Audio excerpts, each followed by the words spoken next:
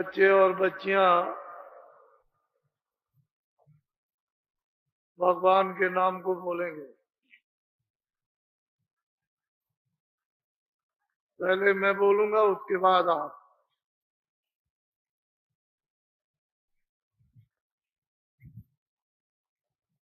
जय गुरुदेव।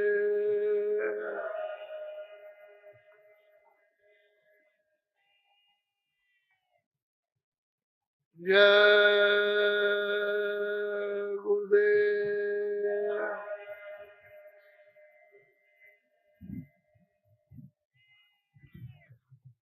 जय गुरुदेव।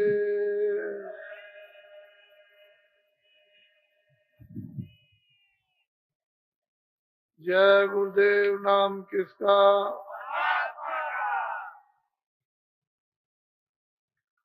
जय गुरुदेव नाम किसका?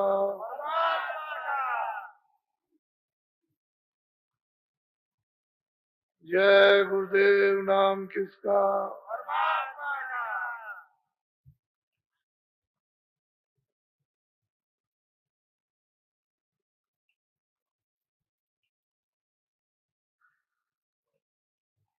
नर नारियों,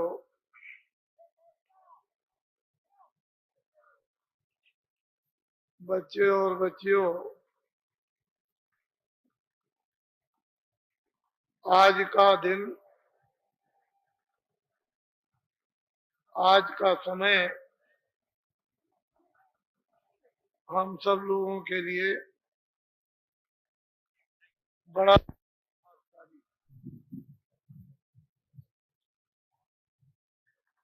हम सब लोगों के लिए ये खुशकिस्मत ये दिन है। परमपिता परमात्मा ने आपको एक महान निधि दे दी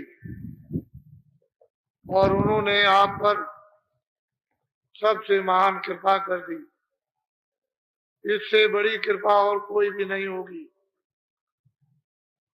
परमपिता परमात्मा ने ये अनमोल आपको ये मनुष्य, ये शरीर, बेशकीमती ये जिस्म थोड़े दिन के लिए आपको दिया। ऐसी वस्तु धन दौलत से बनाई नहीं जा सकती। जब इतनी बड़ी चीज आपको दे दी और उसमें आपको दो अधिकार पूरे पूरे दे दिए, एक अच्छे काम करने के, एक बुरे काम करने। बुरा से बुरा करो और अच्छा से अच्छा करो, उसकी तरफ से कोई भी बंधन नहीं, कोई रोक टोक नहीं, न हिंदुओं के लिए, न मुसलमानों के लिए, न सिखों के लिए, न ईसाई के लिए, किसी जनमानुष इंसान के लिए कोई भी ममानियत और रोक टोक नहीं है। आंखों से अच्छा देखो या बुरा, कान से अच्छा सुनो या बुरा, वाणी से अच्छा बोलो या बुरा, मन से अच्छा संकल्प करो या बुरा, बुद्धि से अच्छा विचार करो या बुरा, हाथ और पैरों से अच्छा काम करो या बुरा, आपको पूरा पूरा अधिकार उसने दे दिया। ये अच्छा और ये बुरा। और जो कुछ भी आप सुबह से शाम और शाम से सुबह 40 बरस हो गए हो, 60 बरस हो गए हो, 80 बरस हो गए हो, जो कुछ भी आपने अच्छे और बुरे काम किए वो सब उसके यहाँ लिखे जाए, लिखे गए। ना एक अच्छा छूटेगा, ना एक बुरा छूटेगा। जब उसने अनमोल ये मनुष्य शरीर आपको थोड़े दिन के लिए दे दिया, तो हिंदू मुसलमान और सिखों और ईसाइयों ने कभी अपनी अकल और बुद्धि से ये कभी सोचा है ये क्या है? पंच भौतिक शरीर, 5 तत्वों का जल पृथ्वी अग्नि वायु आकाश, और इसमें किसको बैठाया? जीवात्मा को, जिसको मुसलमान कहते हैं, रूह हिंदू कहते हैं जीवात्मा, अंग्रेजी शब्दों में उसको सोल कहते हैं। वो किसका अंश है, किसका जर्रा है, किसका कण है? उस परमपिता परमात्मा। तो आपको उसने बुद्धि भूत भविष्य वर्तमान के लिए कि पहले क्या था, अब क्या और आगे क्या होगा, उसको सोचने के लिए बुद्धि दे दी। तो आपने अपनी बुद्धि से कुछ सोचा कि पीछे क्या था, अब क्या और आगे क्या होगा? कुछ ना पीछे का सोचा, ना आपका सोच रहे और ना आगे का। मैं ये बताना चाहता हूं आपको, ये जो कुछ भी आपको दिखाई दे रहा है दोनों आंखों से, ये सब माया की छाया है। इसमें माया का नाम और निशान नहीं, सब उसकी छाया है। और आप क्या कहते हो? मेरी। कोई कहता है मेरी। ये जो आप देखते हो कोसों का ये किला हसनापुर का, ये क्या कहते थे? मेरी। ये मेरी, ये मेरी। ये है क्या? माया की छाया। जब तुम्हारी बुद्धि नहीं जगी, बुद्धि में भूत भविष्य वर्तमान का विवेक नहीं आया, तो कहते हो मेरी। वो कहता है मेरी, वो कहता है मेरी। इसमें क्या होगा? काम, क्रोध, लोभ, मोह, अहंकार, ये पांचों भूत प्रवेश हो गए, अकल को और बुद्धि को पागल कर दिया। इसी बीच में जो कीमती से कीमती आपका अनमोल समय था, वो इस युद्धबाजी में खत्म हो गया, इस अज्ञानता में खत्म हो गया। और ये क्या है? किराए का मकान।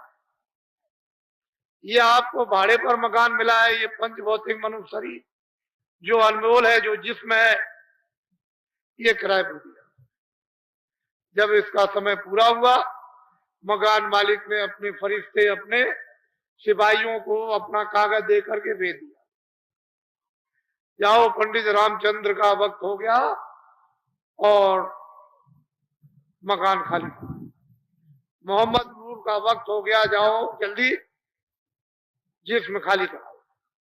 ना वो पंडित देखेगा, ना वो मोहम्मद मुसलमान देखेगा, ना वो छत्री देखेगा, ना गरीब, ना अमीर, ना पढ़ा लिखा, कुछ नहीं। वो सिपाही दौड़ेंगे, उसके नाम लेकर के दौड़ पड़ेंगे और कहेंगे, उनकी आवाज को किसी को सुनाई नहीं देगा, उसी को सुनाई देगा। आवाज को सुनकर के उसका होश हो जाएगा, होश खत्म, समाप्त हो जाएगा। और वो कागज दिखाएंगे, मालिक का ये हुक्म हो गया, मकान 1 मिनट में खाली। आप क्या करोगे? और वो सिपाही कुछ नहीं कर सकते, वो तो फरिश्ते हैं। मन को, बुद्धि को, चित्त को, प्राणों को, जीवात्मा को, रूह को 1 मिनट भी नहीं लगेगा इस जिस्म से, इस मकान से घसीट कर बाहर। ये जिस्म मकान जमीन पर जोर से गिर जाएगा। इसको गिरते ही मोहल्ले में, गांव में शोर मच जाएगा और लोग दौड़ पड़ेंगे, क्या हो गया कि वो तो चला। नफरत हो जाएगी, घृणा हो जाएगी, हिंदू कपड़े डालेंगे, मुसलमान भी कपड़े डालेंगे और जल्दी जल्दी जल्दी करो, देर मत करो, और ले चलेंगे। हिंदू तो ले जाएंगे बाहर, लकड़ियों पर रख करके उसको जला के सुहा कर देंगे। मुसलमान ले जाएंगे, गड्ढा खोद के दफना। ये माया की छाया, बाग बगीचे, मकान, दोस्त मित्र, अंग्रेजी, हिंदी, उर्दू, सोना चांदी, ये बाल और बच्चे और स्त्री और पुरुष, ये सब अंग्रेजी और सब आपकी। इनमें से कोई भी ना आपकी मदद करेगा, न इनमें से कोई चीज सुई की नोक आपके साथ। अब ये बताओ कि किराए का मकान अगर आज रात को खाली करा दिया जाए तो आप कुछ ले जाओगे? बोलो, नहीं ले जाओगे। तो ये बाजार में जो खरीद कर, अपराध खरीद कर, गुनाह खरीद कर, पाप खरीद कर, झूठ खरीद करके, धोखा खरीद कर, बेईमानी खरीद कर, कत्लेआम खरीद करके, डकैती खरीद कर, जो ये सिर पर लाद रहे हो, आखिर ये कौन देगा? अरे भाई ये कौन मुजरा करेगा, इसको अदा कौन करेगा? वो सिपाही निकालेंगे और वहां खड़ा, 40 बरस 50 बरस 60 बरस की फाइल रजिस्टर तुम्हारा खुल जाएगा, और तुमने क्या किसके साथ रात को सुबह शाम जबान से, हाथ से, पैर से, मन से, दिल से, दिमाग से तुमने क्या किया, किसों को मारा, काटा, धोखा दिया, वादा खिलाफी, चोरी की, बेईमानी की, वहां सब वो कहेगा ये देखो तुमने 50 साल में ये किया। तुमको कोई फकीर, कोई महात्मा या रामायण या गीता या भागवत या कुरान या पुराण किसी ने तुमको ये नहीं बताया कि अच्छा है ये बुरा, आप क्या जवाब दोगे? अरे भाई किसी ने ये नहीं कहा ये पाप, ये पुण्य, ये मत करना, ये करना, आप उसके यहाँ क्या जवाब? सोचो कम से कम। ठीक है तुम चोरी कर लो, डकैती कर लो, सामान ले आओ किसी के घर से, रास्ते चलते में लूट लो, मार दो, कत्ल कर दो, ठीक है, लेकिन जिन लोगों ने कत्ल किया, चोरी की, लाखों करोड़ों ले आए, जब मैं उनसे पूछता हूं कि भाई कुछ तुमने उसमें से बचाया, तो कहते हैं एक नया पैसा नहीं, घर का भी चला गया। तो आपको ये बात को सोचना चाहिए कि कितनी चोरी, कितनी डकैती, कितने कत्ल, कितने झूठ, कितने ये सब, और फिर भी तुम्हारे पास कुछ नहीं रहा, वहां कौन जवाब देगा? फिर वो सिपाही और खड़े रहेंगे जब फैसला मजिस्ट्रेट करेगा कि जाओ उस नाम वाले नरक में इसको 1 करोड़ बरस के लिए इसको जलाओ, फिर इसके बाद 1 करोड़ वर्ष के बाद उस नाम वाले नरक में इसको दोजख में ले जाओ, इसको काटना, उस नाम वाले नरक में इसको ले जाओ, इसको सड़ाना, तो 3-3 करोड़ बरस हो जाएंगे। लाखों लाखों मील तक आवाज आ रही है और आएगी। कोई वहां बाल बच्चा, दोस्त मित्र, नौकर चाकर, धन और दौलत, ये कोई, अरे थोड़े दिन के लिए मानो अनमोल सही आपको दिया गया, उसमें ये आफत, ये गुनाह, ये पाप, ये बोझे खरीद खरीद करके सिर पर रखो। अब बाबा जी की बात को बड़े ध्यान से सुनो। बाबा जी आपको साधु बनाने नहीं आए, ना आपका घर बार छुड़ाएंगे, ना साधु बनाएंगे, ना बच्चों से अलग करेंगे, ना नौकरी छुड़ाएंगे, ना खेती छुड़ाएंगे, ना दुकान छुड़ाएंगे, ना हिंदू बनाएंगे, ना मुसलमान बनाएंगे, ना सिख बनाएंगे। तुम जहां जो हो वैसे ही रहो, मतलब की बात उसको समझ, जो तुम भूल गए हो। खेती वाले खेती का काम, खेती करें, दुकान वाले दुकान करें, दफ्तर वाले दफ्तर का काम, कैसे करें? ईमानदारी, मेहनत के साथ। शाम को आओ अपने अपने बच्चों की खिदमत और सेवा। ये जो 2 आपको काम दिए गए आपके गृहस्थ आश्रम में,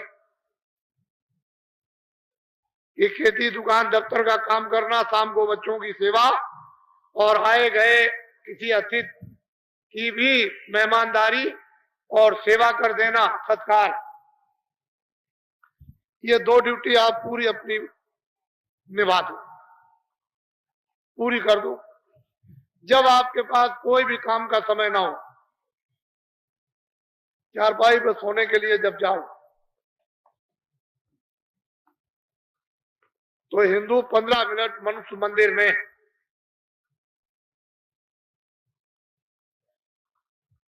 भगवान का भजन आत्मा से करो। मनुष्य रूपी मंदिर में हिंदू 15 मिनट भगवान का सच्चा भजन, मुसलमान जिस्मानी मस्जिद में 15 मिनट सच्चे खुदा की इबादत, ईसाई इस बाडी में उस घाट की सच्ची 15 मिनट का, और सिख स्तन में सच्चे नाम की या गुरु ग्रंथ साहब की सच्ची, यानी सच्चा पाठ या सच्ची नाम की कमाई। चारों वर्गों के, चारों धर्मों के, चारों जातियों के लोग अपने अपने फकीरों और महात्माओं, उस्तादों और आचार्यों के मुताबिक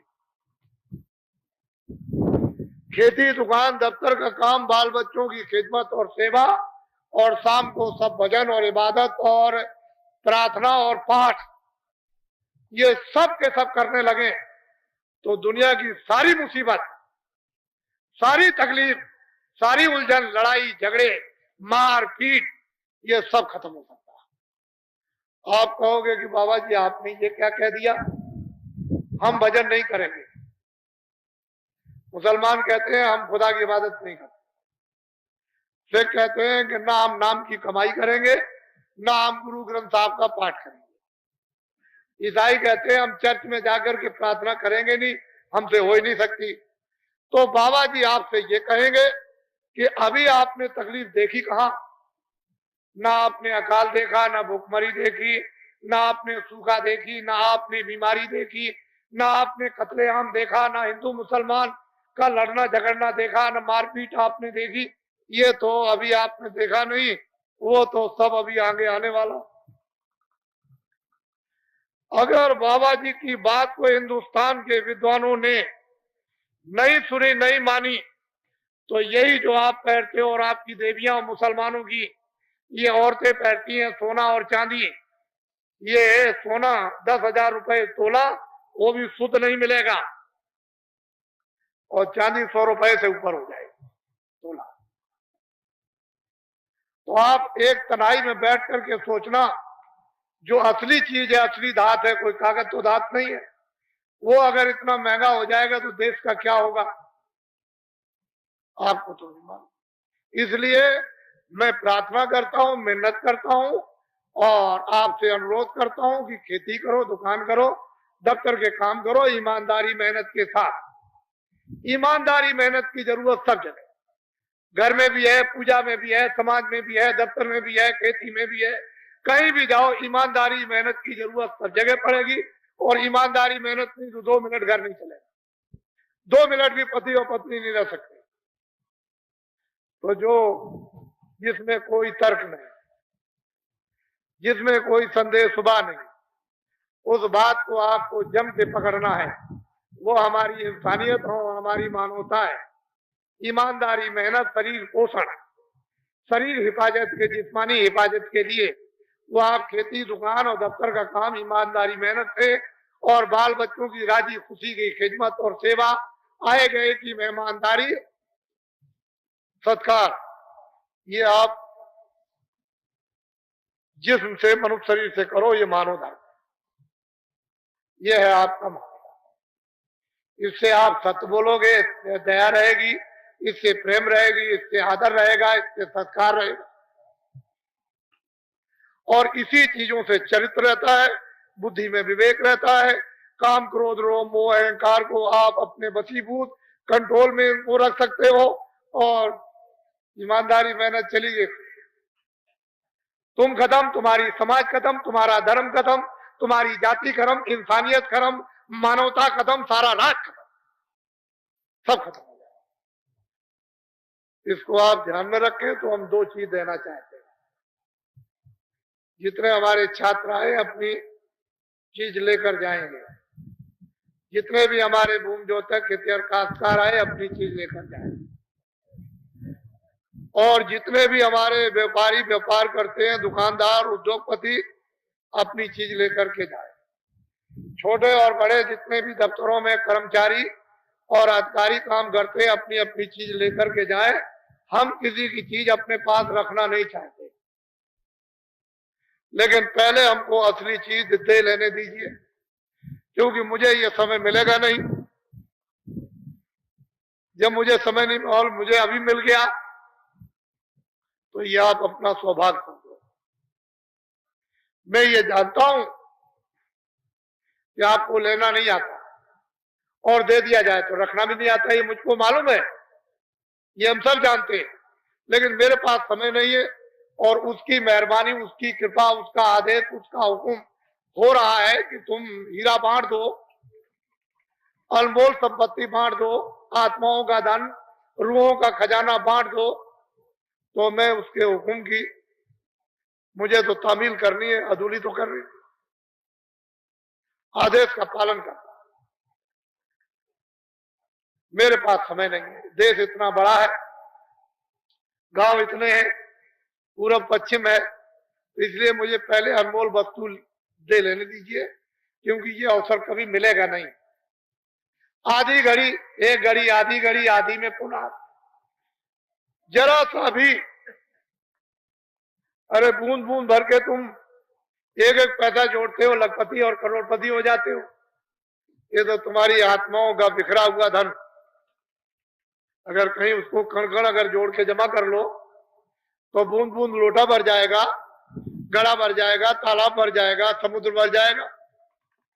अरे मानव शरीर तो इसीलिए मिला था कि अब की बार अनंतों जन्मों के बाद कितने सज्जू, कितने त्रेता, कितने द्वापर, कितने कलयुग बीत गए, ये मनुष्य शरीर से हाथ धो बैठे। अब की उसकी कृपा और मेहरबानी हो गई तो इस जीवात्मा को जहां से आई वहां पहुंचा दिया जाए। तो आपने तो इसके लिए कुछ सोचा नहीं और इसमें लगे पड़े हो जो तुम्हारी नहीं है।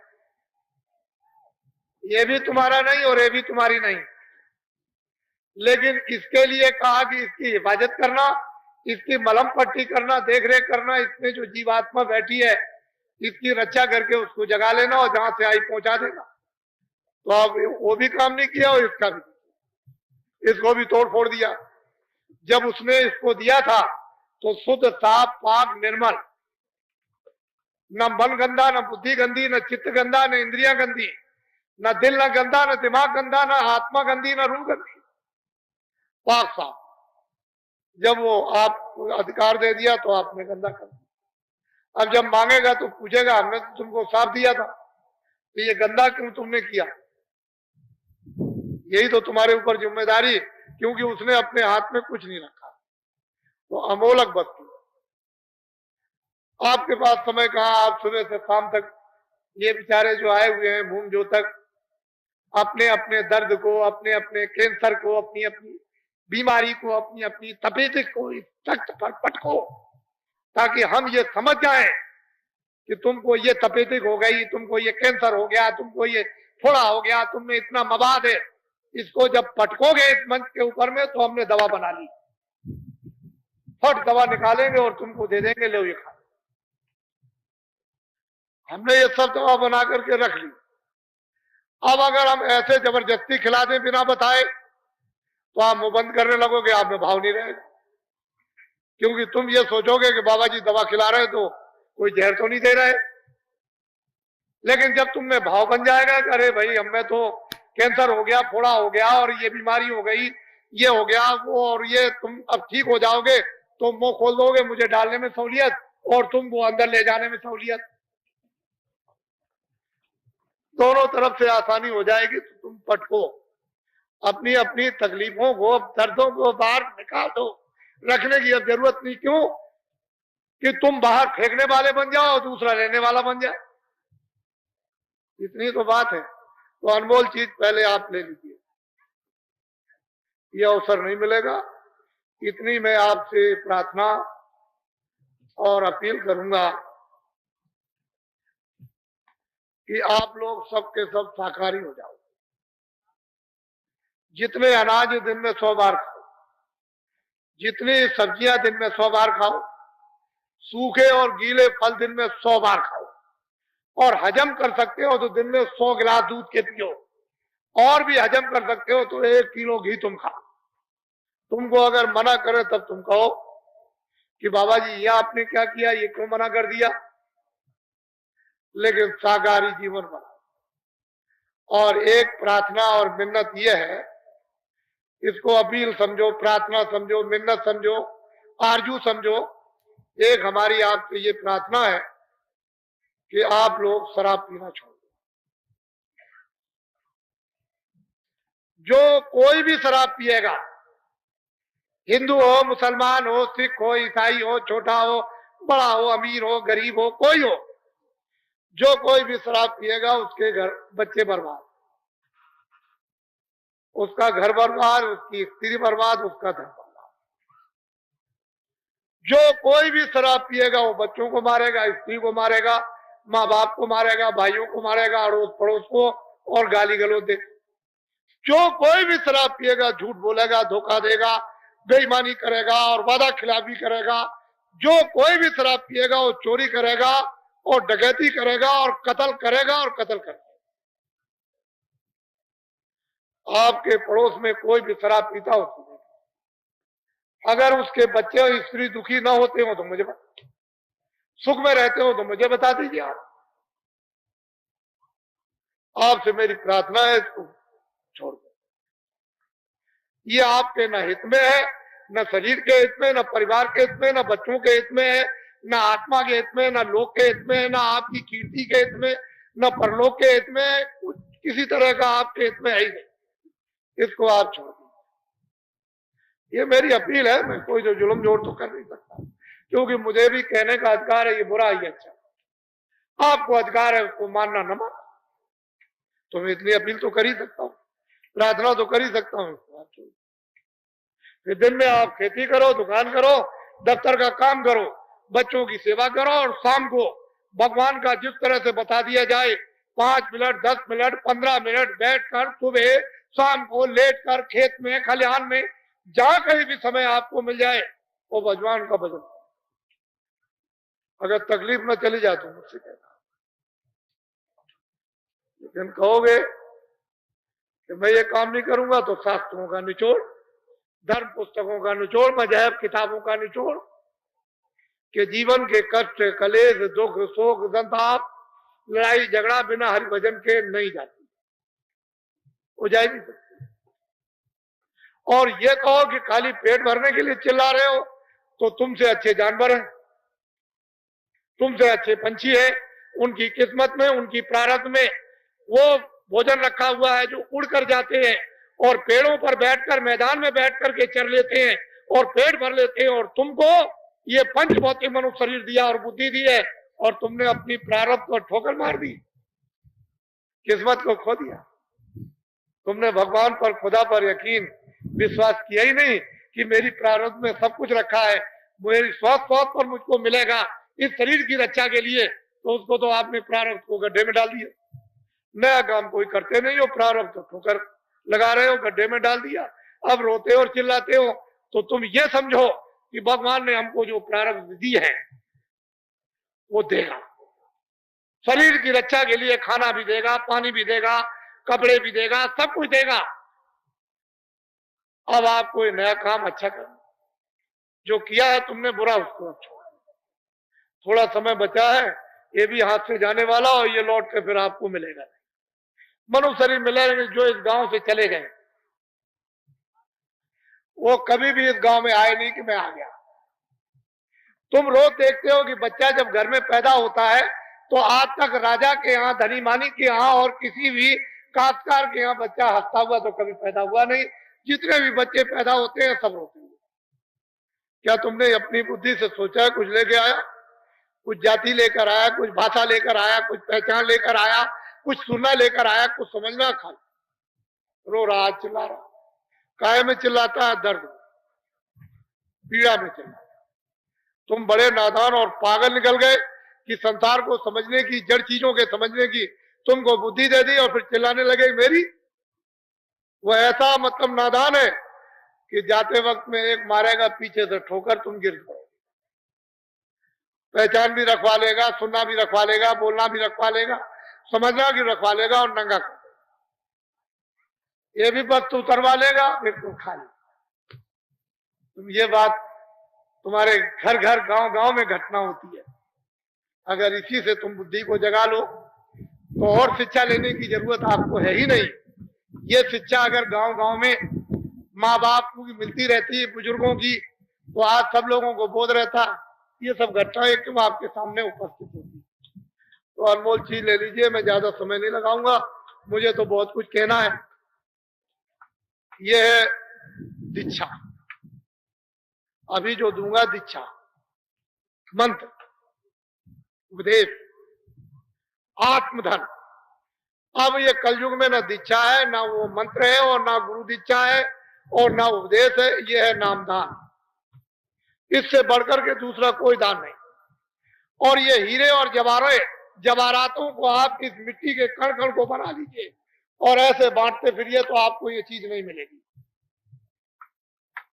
ये हीरे और सोने चांदी से नहीं मिलती। जब उसकी कृपा और दया मेहरबानी हो जाएगी उन फकीरों पर, महान आत्माओं पर, और वो आदेश जब दे देंगे कि बरसात कर दो, तब आत्मधन की वर्षा होती है। इसके पहले। तो आप इस अवसर को तो चूकिए नहीं, क्योंकि ये चीज मिलने वाली नहीं है, और जो मिल रही उसको संभाल के रखिएगा, फेंक मत दीजिएगा। ये मैं जानता हूं कि महात्माओं का परिश्रम, मेहनत व्यर्थ नहीं जाती।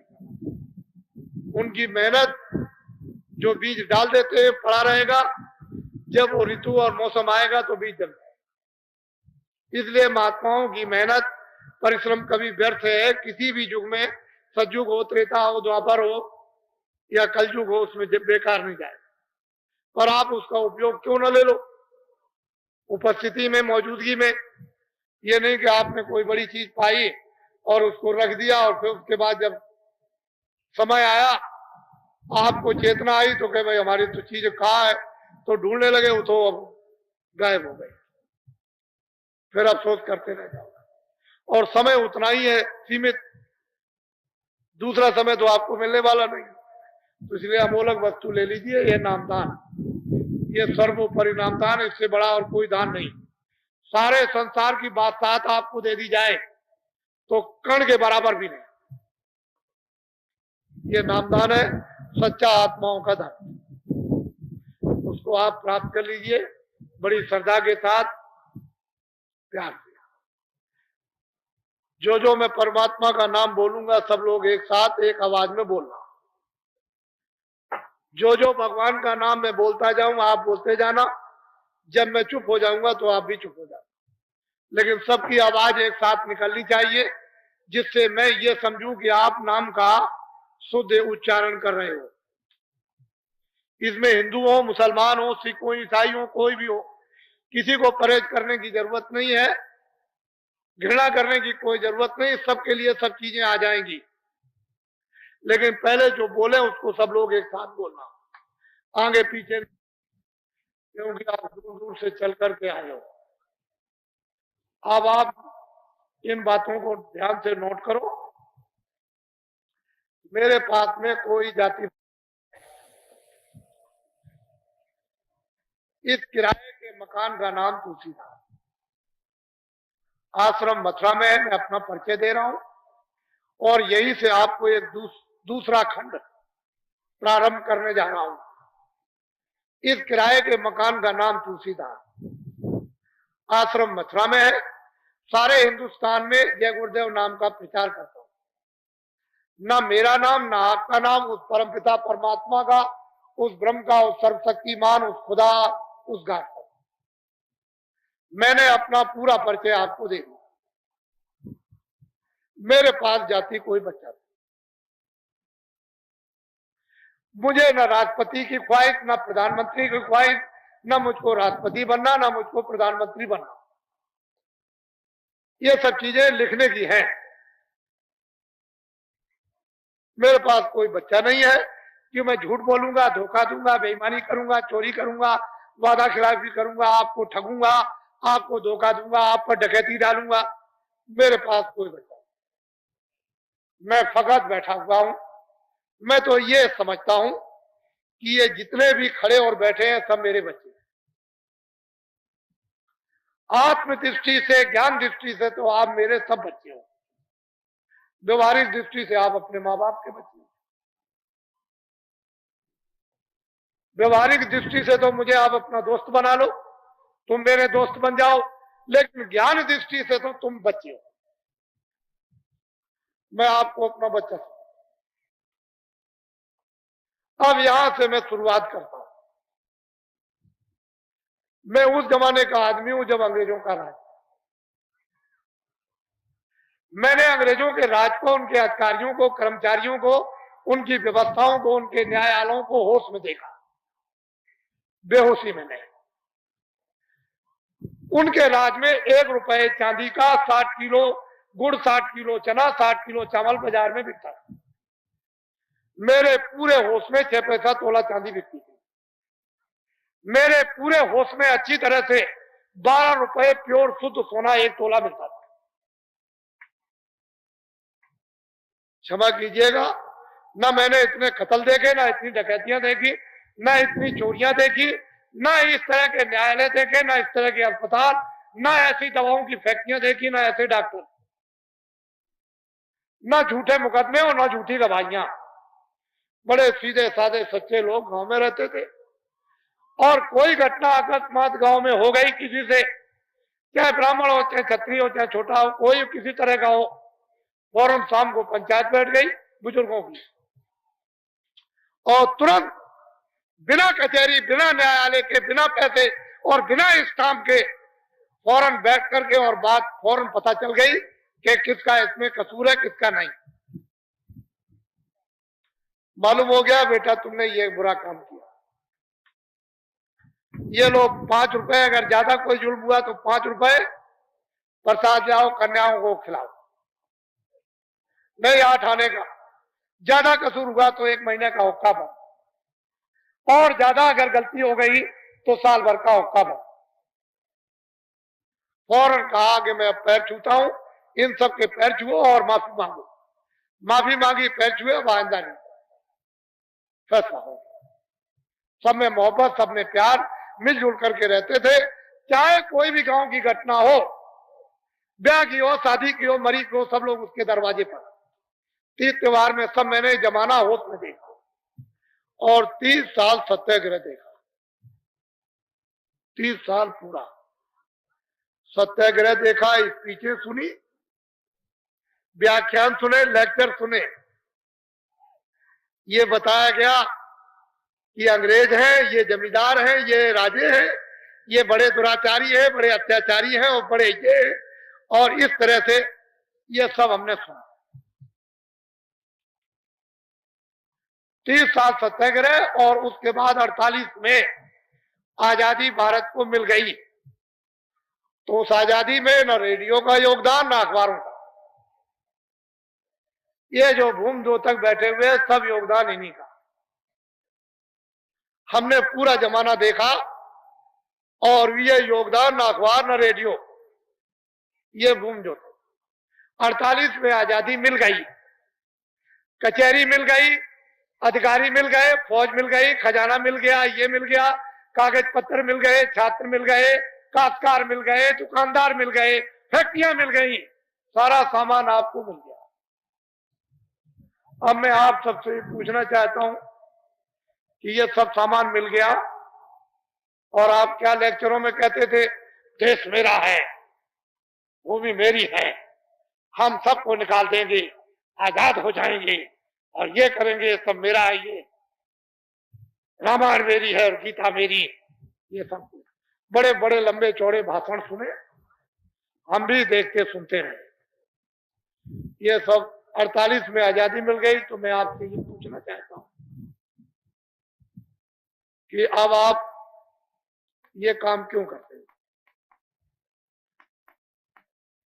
बच्चों को मारना, छात्रों को मारना, स्कूल जला देना, कारखाने जला देना, दुकानदारों को मार डालना, दफ्तर जला देना, कर्मचारी अधिकारी मारना, इनको मारना, काश्तकारों को मारना, मजदूरों को मारना, रेल को जला देना, बसों को जला देना, इनको जला देना, उनको जला देना, और अनाज को जला देना। अब आप ये काम क्यों करते? मैं आपसे पूछता हूं, इससे ये पता चलता है कि आपका देश में आपके कारखाने नहीं है, आपके दफ्तर नहीं है, आपके छात्र नहीं है, आपके स्कूल नहीं है, आप मतलब ये रामायण नहीं, न गीता नहीं है, आपके ये काश्तकार नहीं है। इससे तो ये मालूम होता है कि आपके कुछ है ही नहीं। अब आपने ये काम क्यों किया, मुझे ये बताइए। 40 सालों को मुझे देखते देखते हो गए। ये सारा बोझा आंदोलन का, हड़ताल का, तोड़ का, फोड़ का, राजनी का, मार का, पीट का, कत्लेआम का, मैंने इन सब का आंकड़ा निकाल रखा है कि 40 सालों के अंदर इस प्रजातंत्र में इतना आदमी, इतना छात्र, इतने कर्मचारी अधिकारी, इतने काश्तकार, इतने बच्चे, इतने मजदूर मारे गए कि अंग्रेजों के पौने 200 साल में नहीं मारे गए। ये आपने काम क्यों किया?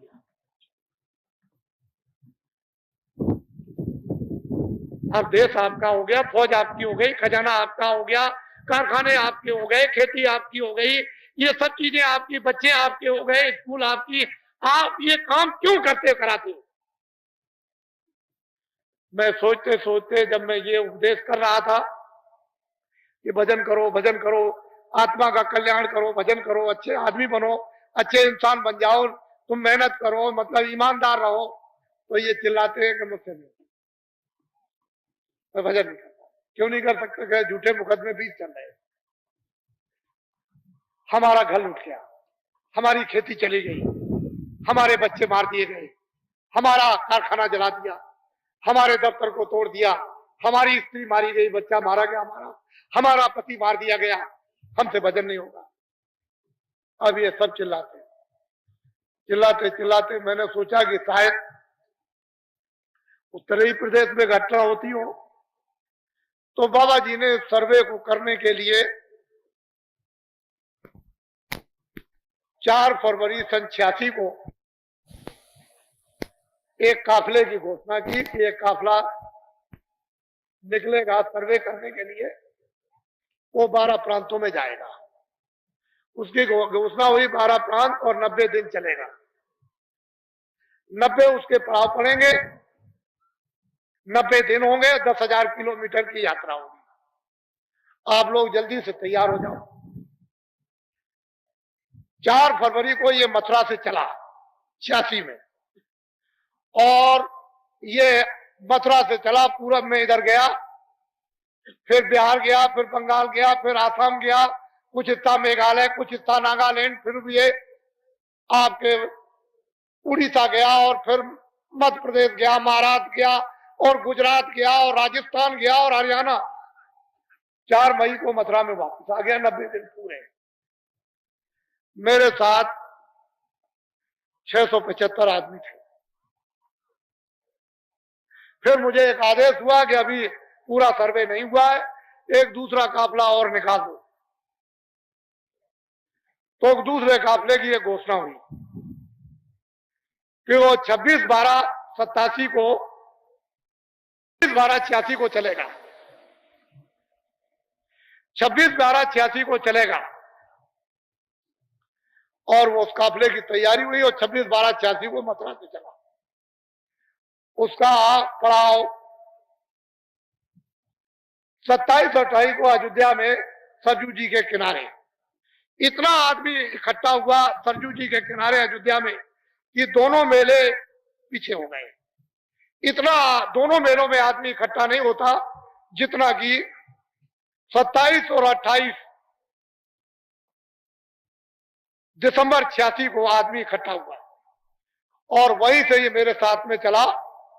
तो ये 29 को बहराइच, फिर लखीमपुर, पीलीभीत, फिर बरेली, फिर उसके बाद मुरादाबाद, हापुड़, मुजफ्फरनगर, सहारनपुर, फिर ये सीधा हरियाणा में 7 पड़ाव करता हुआ गंगानगर के पार से रावतसर, सरदार शहर, सुजानगढ़ और सीकर और जयपुर और टोंक, उसके बाद बूंदी, बूंदी के बाद झालावाड़, और उसके बाद मध्य प्रदेश में आगर, देवास, देवास से चला धार, धार से फिर ये चला गुजरात में संतरामपुर, और वो गुजरात में होते हुए अहमदाबाद के बगल से, और बीच बड़ौदा शहर में मेरे साथ 50,000 आदमी से ऊपर थे।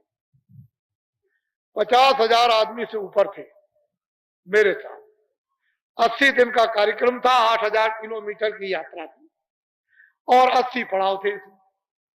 अब ये गया महाराष्ट्र में, फिर इधर गया गुजरात, महाराष्ट्र और कर्नाटक गया मेरे साथ 50,000 आदमी से ऊपर। कर्नाटक से फिर उसके बाद फिर आया मध्य प्रदेश में, फिर उसके बाद में चला गया उड़ीसा, और उड़ीसा के 7 जिले किए। उड़ीसा से बंगाल, बंगाल से बिहार, और बिहार से 15 मार्च को सन 87 में त्रिवेणी संगम इलाहाबाद में इसका समापन निर्विघ्न, कोई रास्ते में विघ्न, किसी प्रांत में विघ्न नहीं।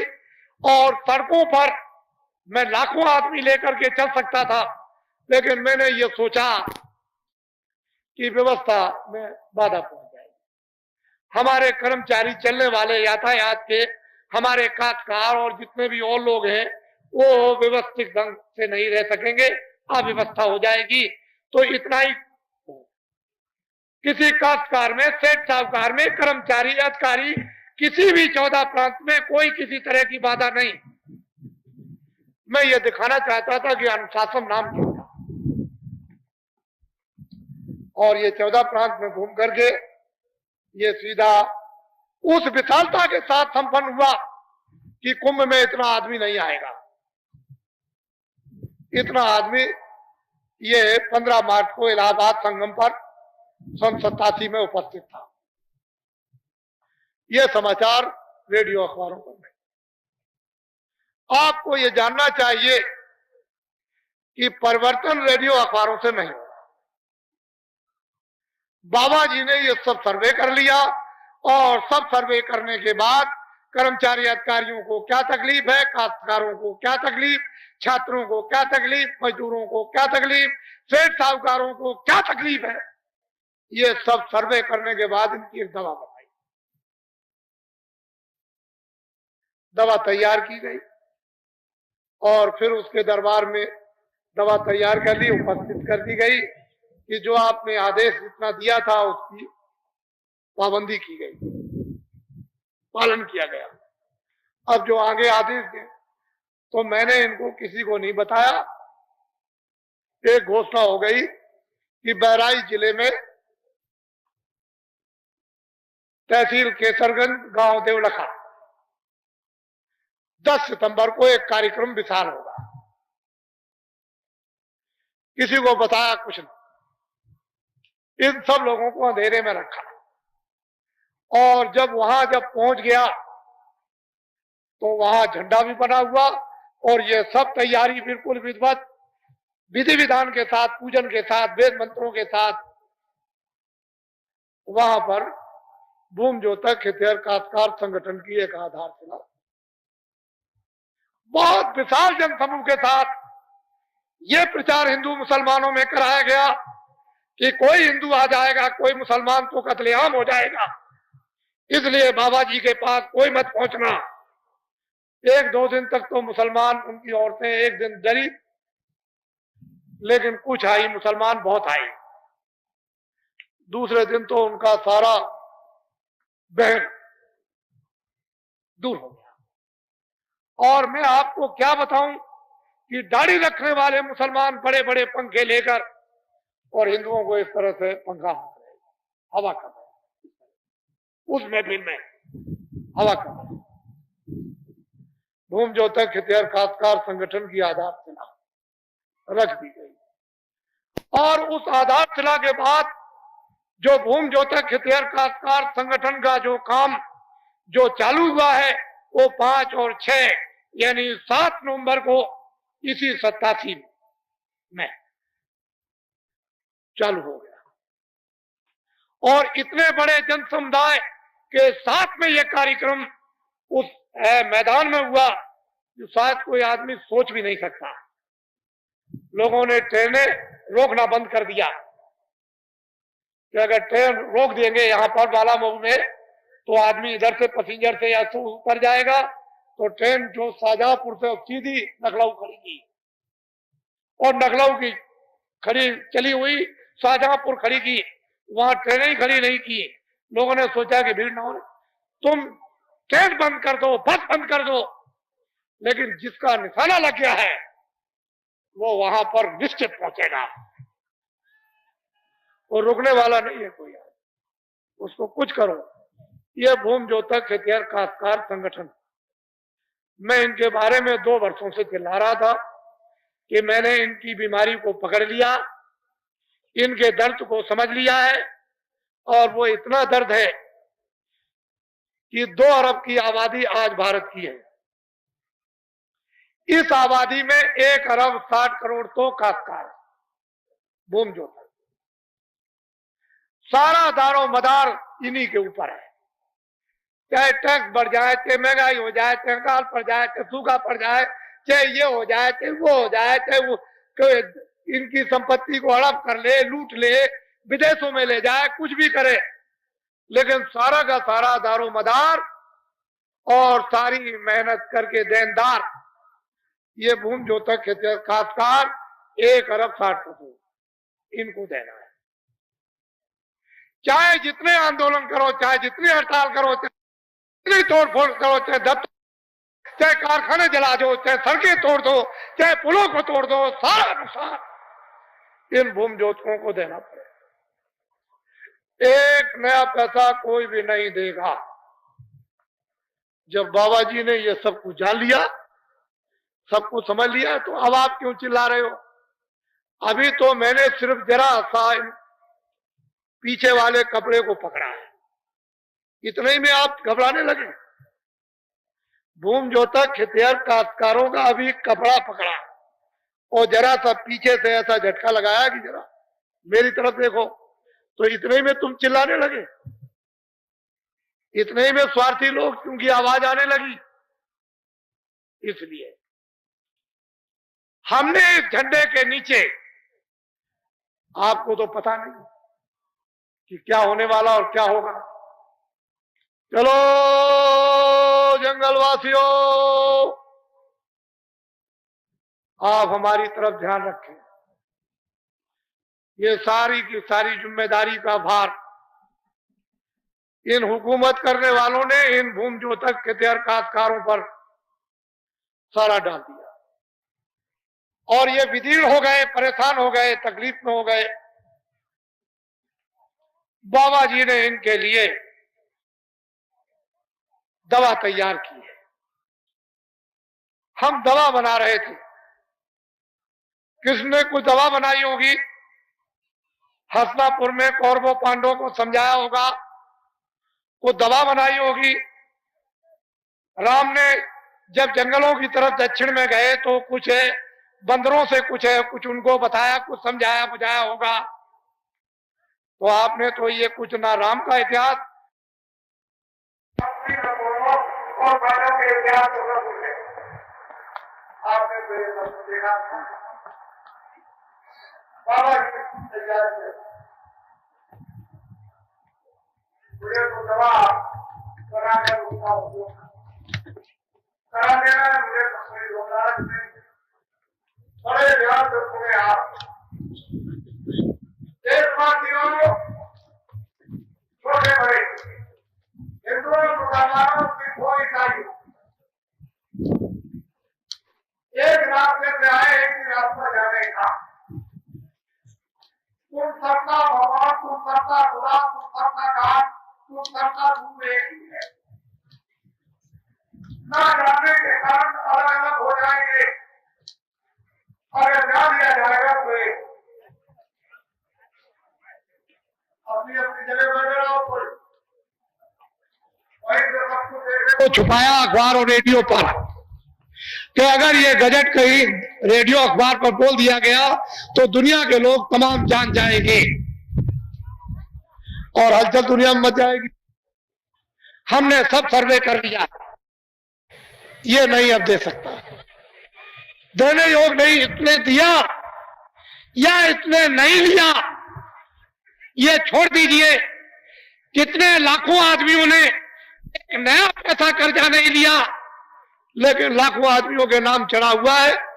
बाबा जी इन सब चीजों से अवगत है, हमको इसके विस्तार की जरूरत नहीं।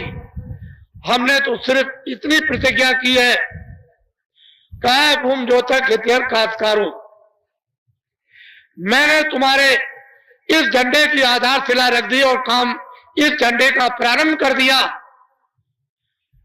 भूम जोतक खेतिहर काश्तकारों, तुम अपना झंडा अपने हाथ में ले लो। सबसे पहले पहला काम भूम जोतक खेतिहर काश्तकारों का क्या है कि अपने झंडे को लेना। इनका देश में कोई भी झंडा अभी तक नहीं। इनके नाम से जितने भी झंडे हैं, ब्लाउज के, पेटीकोट के, चोटी के, धोती के, वो तो दिल्ली और लखनऊ चले गए और अखबार रेडियो वहीं से बोलते रहते हैं, लेकिन इनका झंडा कोई नहीं। ये झंडों के नीचे मरीज बनकर दवा मांगते रहे। जब दवा नहीं मिली तो उसने कहा इधर आओ। दूसरे झंडे के नीचे चले गए, जिंदाबाद मुर्दाबाद। वहां से भी निकल भगे। तीसरे ने कहा इधर आ जाओ, हम तुम्हारे ये पूरा कर देंगे। वहां जिंदाबाद मुर्दाबाद, वहां भी कुछ पूरा इन विचारों का नहीं। चौथे झंडे के नीचे चले गए, जिंदाबाद मुर्दाबाद ये करते रहे और 40 वर्षों में मैं ये तमाशा देखता रहा। मैंने ये प्रेरणा देना शुरू ये कर दिया कि भूम ज्योता खेतिहर काश्तकारों, मेरा झंडा नहीं, मैं तुम्हारे झंडे के नीचे मैं भी हूं, तुम अपना झंडा हाथ में पकड़ लो। इन भूम ज्योतक 1,60,60,000,000 भूम ज्योतकों ने यदि अपना झंडा पकड़ लिया और सबके झंडे से ये निकल भगे, तो मैं इनको ये विश्वास दिलाना चाहता हूं और विश्वास दिलाता हूं और इस भूम ज्योतक झंडे के नीचे ये प्रतिज्ञा करता हूं कि जितने भी नीले पीले झंडे लोगों के होंगे वो सब के सब ये जब झंडा अपना पकड़ लेंगे तो वो झंडे अपने सब फेंक देंगे और इनके झंडे के नीचे खड़े हो जाएंगे और फिर वो इन झंडों के नीचे मरीज बनकर रोते हुए दवा मांगेंगे कि हमारे दर्द की अब तुम दवा दे दो। अब ये तो इनके ऊपर है दवा दे ना दे।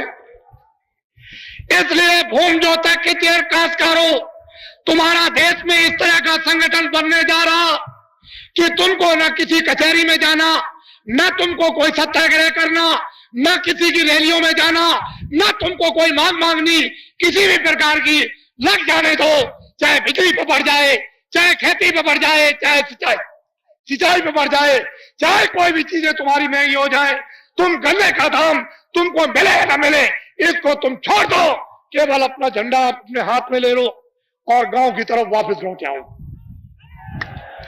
वापस गांव की तरफ आ जाओ। जितने भी हिंदुस्तान के राजनीतिक अगर इनको दिल्ली और लखनऊ छुड़ाकर और तुम्हारे झंडे के नीचे खड़ा होकर के न दिखा दूं तो बाबा जी को बाबा जी न कहे। आप ये झंडा आप पकड़ लो, मेरा झंडा नहीं, आपका झंडा। ये जय गुरुदेव भगवान का झंडा है, मैं भी उसके नीचे, वो दूरदर्शी अलग झंडा, वो तुमको पूरा सहयोग देंगे, पूरी मदद करेंगे। भूम ज्योतक खेतिहर काश्तकार संगठन के बनाने में देश को दिल्ली के लखनऊ के नेताओं ने, देश के शासकों ने यहां छोड़ दिया। 20 सालों का संपूर्ण भूम ज्योतक खेतिहर काश्तकारों का कर्जा, ट्रैक्टर का, ट्यूबवेल का, इंजन का, नाली का, मेड़ का, भैंस का, घोड़े का, गधे का, बकरी का, हलों का, यंत्रों का, खादों का, बीजों का, दवाओं का, गोबर गैसों का, छोटा मोटा और कोई कर्जा, जितना भी भूम ज्योतकों पर सरकारी 40 सालों का कर्जा लदा हुआ होगा, उसके लिए प्रतिज्ञा की है कि मैं ब्याज के सब का सब माफ करवा दिया जाएगा।